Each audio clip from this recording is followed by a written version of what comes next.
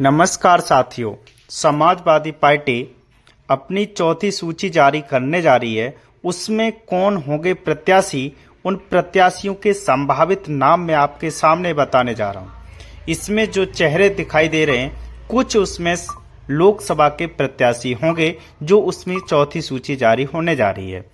बात करते हैं समाजवादी पार्टी उत्तर प्रदेश के अंदर 63 सीटों पर लोकसभा का चुनाव लड़ने जा रही है। उसमें से 30 सीटों पर उसने अपने प्रत्याशियों को उतार दिया है।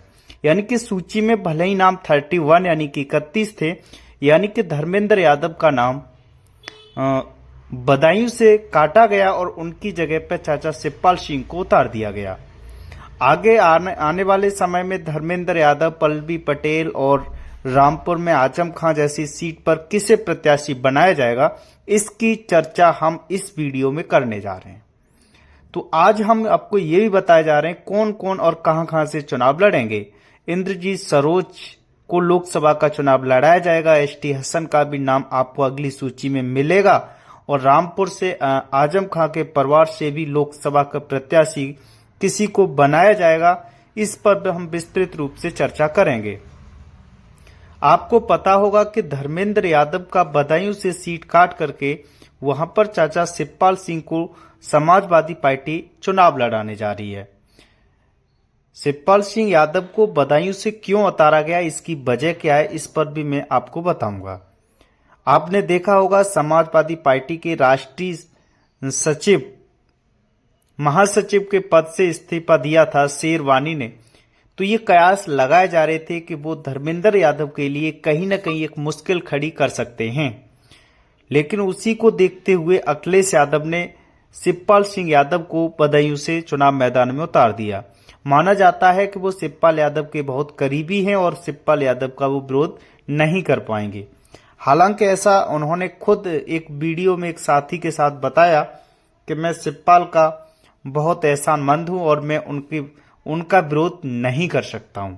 ये उन्होंने कैमरे के सामने आकर के कहा भी था। आपने देखा कि मिर्जापुर से लोकसभा चुनाव लड़ सकती हैं पल्लवी पटेल की मां, उन्हें भी वहां से चुनाव लड़ाया जा सकता है। रामपुर लोकसभा सीट से आजम खां परिवार से किसी भी प्रत्याशी को अखिलेश यादव टिकट देंगे। माना जा रहा है कि उनकी जो बेटे की बहू हैं वो लोकसभा प्रत्याशी होगी रामपुर लोकसभा सीट से। आपको बता दें कि अमेठी से इस बार वरुण गांधी चुनाव लड़ेंगे, उनके लिए वो सीट रिजर्व रखी गई है।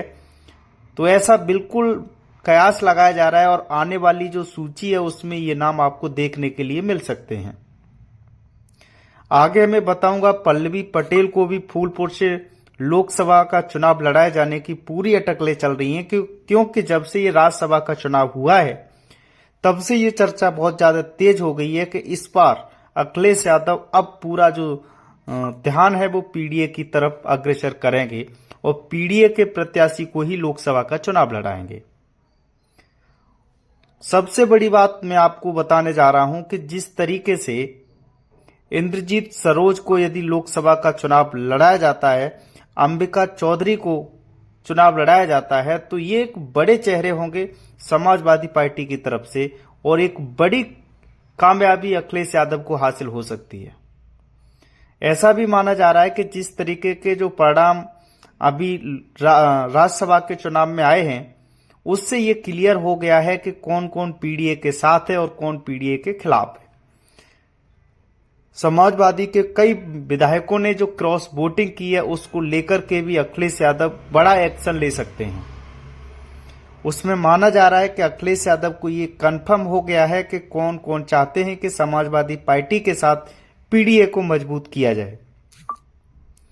इसी पर विशेष ध्यान देते हुए अखिलेश यादव ने राज्यसभा के जो प्रत्याशी थे उसमें 3 प्रत्याशियों को मैदान में उतारा था। इसमें उन्होंने ये जिक्र भी किया था कि इसमें यही पहचान होने के लिए बाकी थी कि कौन कौन चाहता है अपनी अंतरात्मा से कि वो पीडीए के साथ है। पीडीए का मतलब ही पिछड़ा, दलित और अल्पसंख्यक है और उसी के मुद्दे पर समाजवादी पार्टी चुनाव लड़ने जा रही है। तो जो भी लोग हमारे चैनल को देखते हैं वो लाइक और सब्सक्राइब जरूर करें।